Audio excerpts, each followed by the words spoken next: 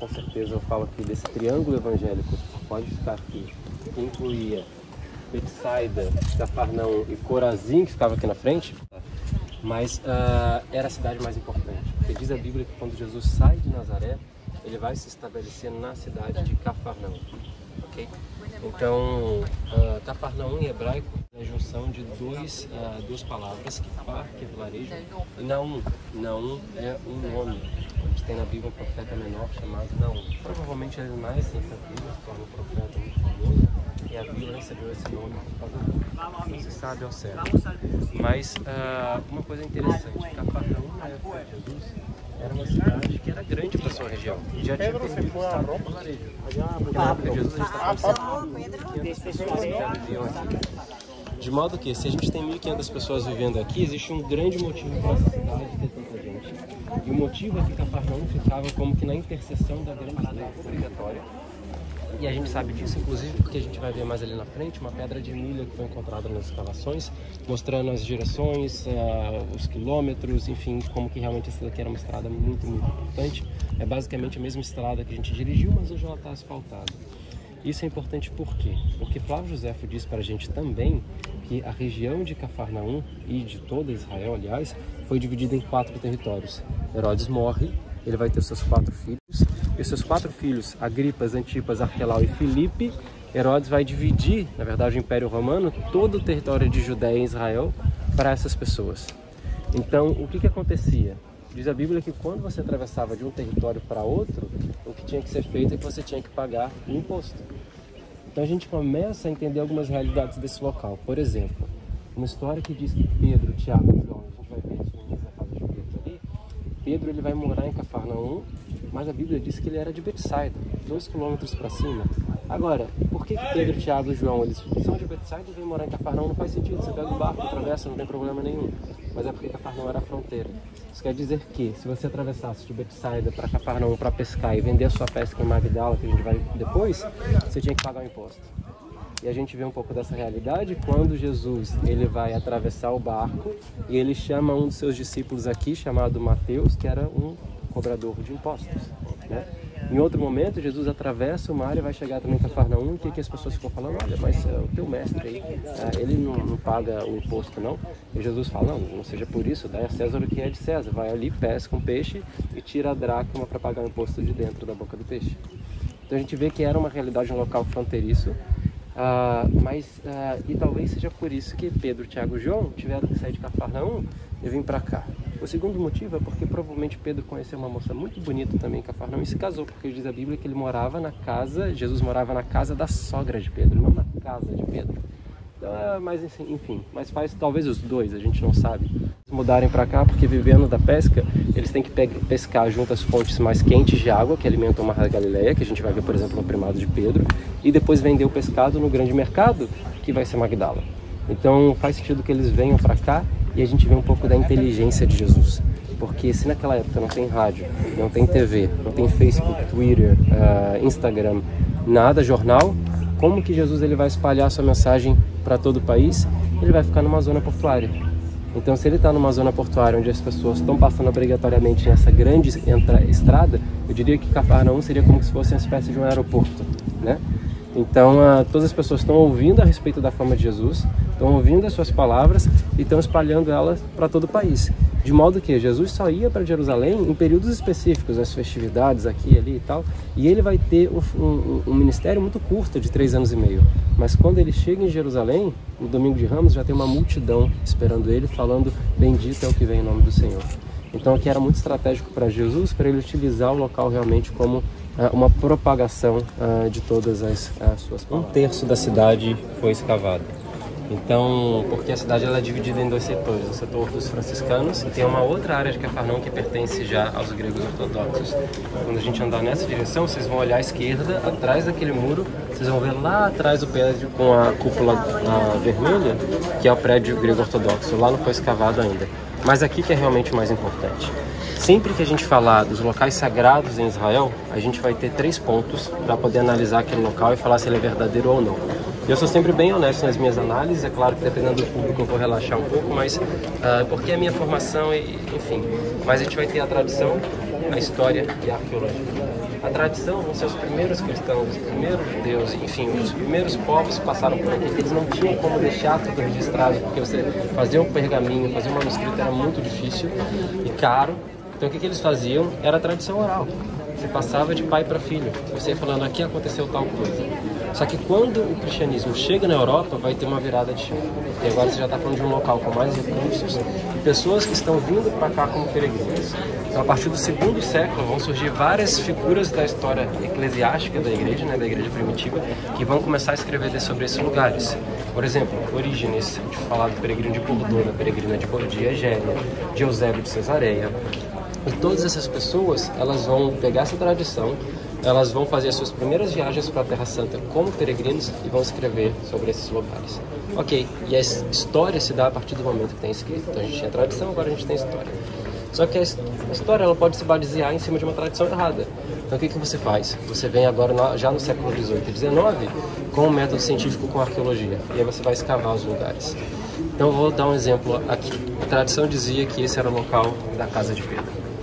Peregrina de Egéria, 300 anos depois de Cristo, vem no local e ela diz que próximo a uma sinagoga com pedras brancas, junto ao mar da Galileia, tinha algo chamado Dominus Ecclesia, uma igreja do lar, uma casa que foi transformada por uma igreja pelos primeiros cristãos. E que essa igreja era, na verdade, o local onde morava o príncipe dos apóstolos, Pedro. Ok, a tradição e a história a gente tem. Depois, a gente já vai estar falando de quase 90 anos atrás. Vão vir os franciscanos aqui e eles conseguem as primeiras permissões de escavação.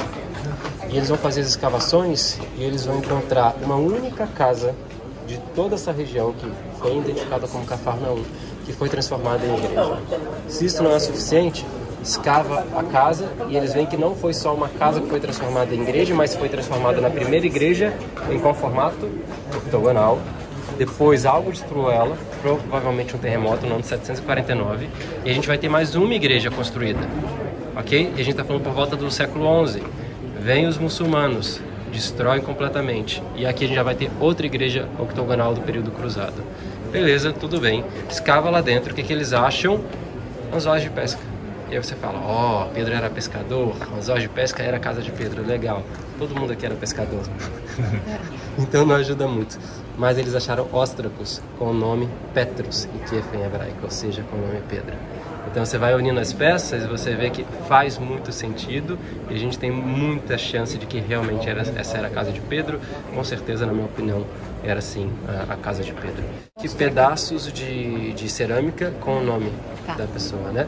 Eles encontraram também na parede, então eles encontraram por todo o local dentro daquela estrutura octogonal lá no meio o nome de Pedro.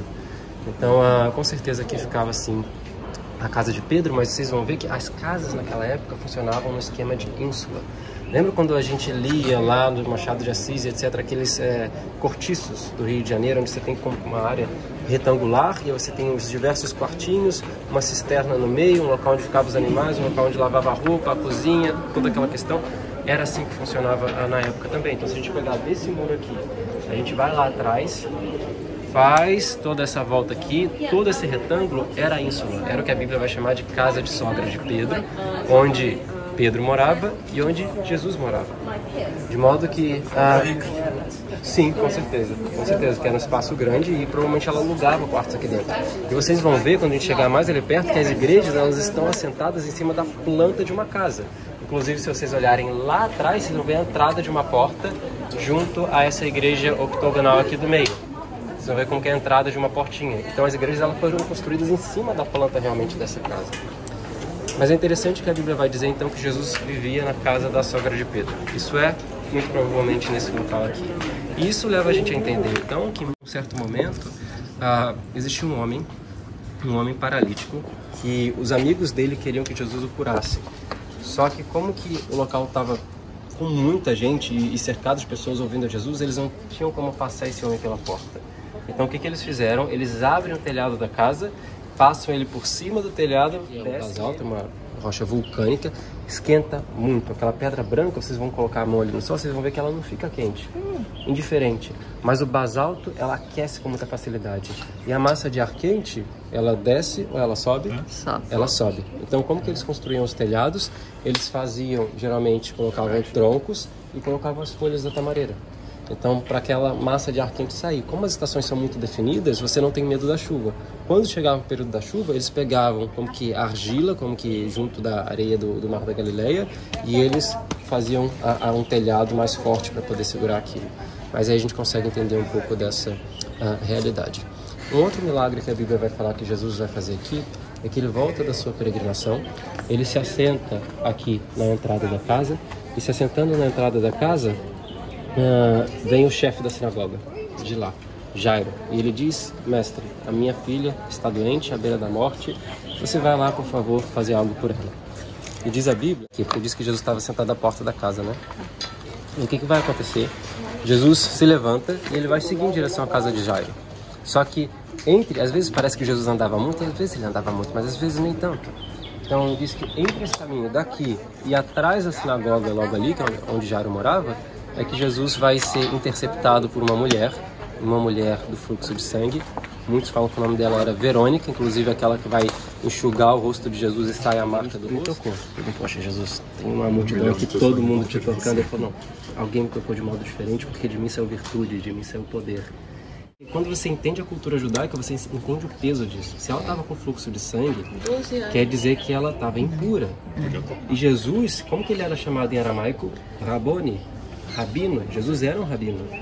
E isso quer dizer que se ela toca em Jesus, Jesus ritualisticamente se torna impuro na época. O que qualquer rabino da época ia fazer? Ia dar-lhe uma baita de uma bronca nela. E o que Jesus faz? Nada. Ele vai falar, ele cura e fala: tua fé te salvou. Então acontece entre aqui e aquele caminho. Vamos fazer o mesmo caminho então, dentro da roupa, né? Então, Marcos vai falar, em um dos capítulos do seu evangelho, que muitas pessoas se aglomeravam ao redor de Jesus para pelo menos tocar nas orlas da sua veste, que eram aquelas franjinhas, sabendo da profecia de Malaquias, porque a profecia diria que aquilo traria cura às pessoas. Então, com certeza, quando ela ora, quando ela toca em Jesus, ela já tem em mente: esse é o homem que Malaquias profetizou, e é ali que eu tenho que tocar para ficar curado. Então, é provavelmente no talit, né? No tzitzit.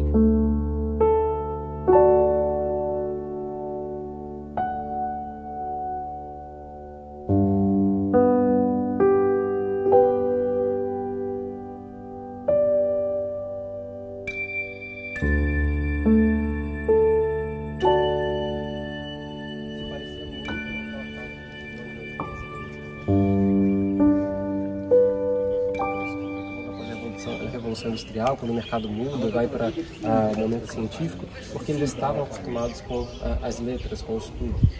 Então, assim, quando Jesus ele vem também numa religião, essa estou falando de uma perspectiva histórica, que é uma religião que deixa algo para frente, escrito, né? Isso é muito importante.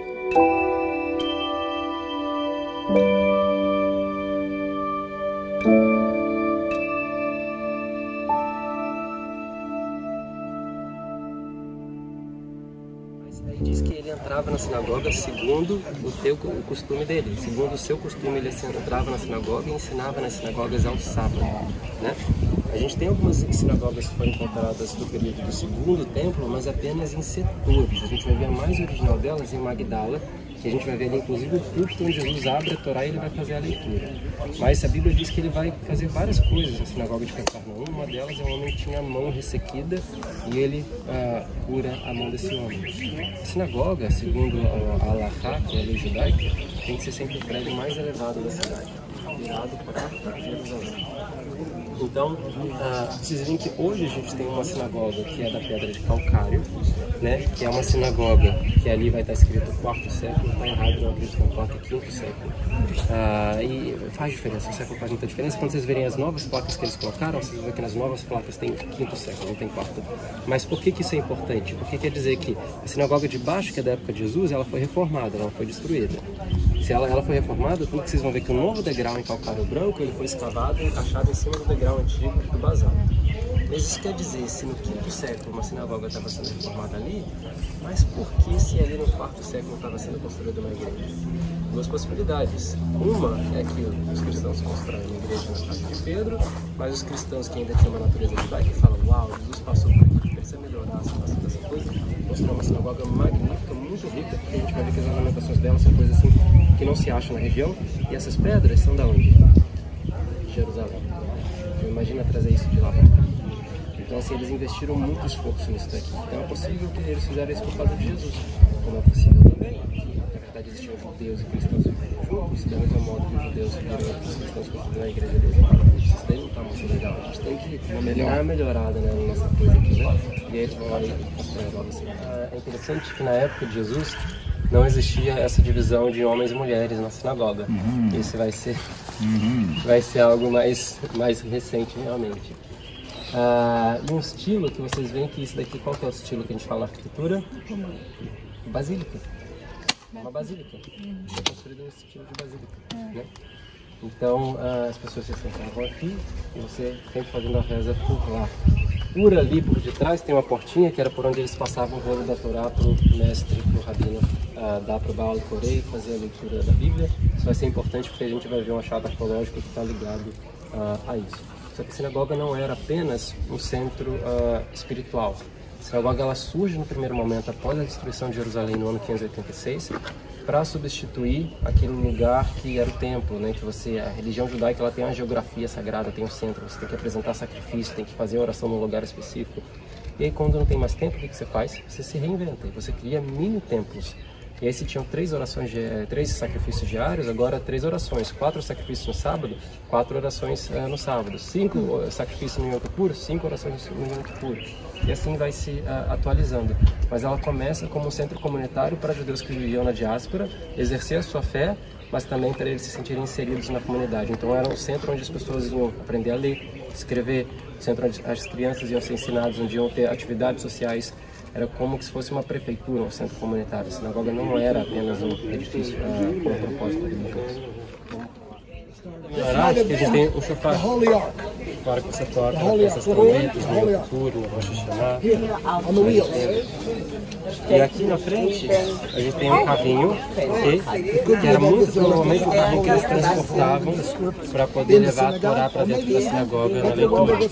Só que as rodas são desproporcionais. Então o degelo do Monte Hermon nessa direção, ele vai fazer com que essas águas corram. Além disso, ele vai receber 3 afluentes, Dan, Hatzibânia e a outra eu vou lembrar daqui a pouco, e Bânias. E depois, quando isso vai correr, vai desaguar no Mar da Galileia. Isso aqui é uma grande falha geológica. As 2 placas tectônicas estão puxando para o lado e também indo para a direção do norte, que vão criar as montanhas do Líbano lá na frente. A água deságua aqui, cria esse grande lago de 23 km por 11. A gente chama ele em hebraico de Yama Kinneret, o mar da harpa, da lira, porque ele tem o formato de uma harpa, de uma lira. E depois o Mar da Galileia ele vai devolver as suas águas, continuar jorrando, e ele vai descer mais 200 metros para baixo do nível do mar, 256 km total de extensão, para o Mar Morto, ok? Agora, eu acho que eu já falei isso da outra vez, mas sempre é válido, porque é o que a gente aprende nas escolas, é um ditado, um conto que a gente faz aqui em Israel. Qual que é a diferença do Mar da Galileia e do Mar Morto? Já que um é vivo, outro é morto, um tem 26 espécies de peixes, outro nada, a não ser uma bactéria, você pode considerar a bactéria vida se você quiser, mas ele não tem nenhum peixe, ele é pobre.